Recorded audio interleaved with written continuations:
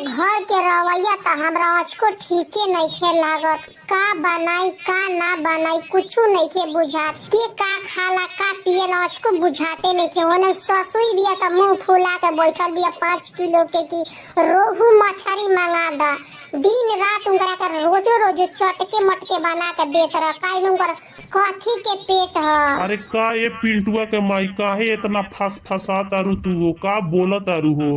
अरे जाई होने की मछली लेके आई हो। बुढ़िया हेता चका मुंह फुला के बैठल बड़ी और रोहू मछली खाए खातिर।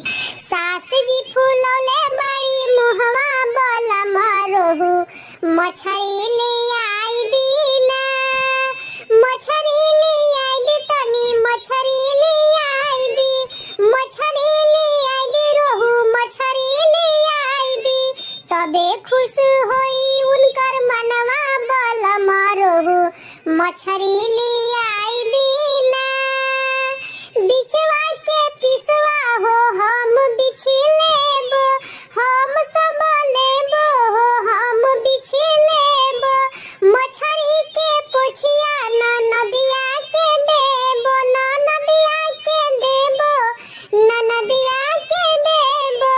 सास जी के देबो खाली मुड़वा बोला रोहू मछली ले आई दीना।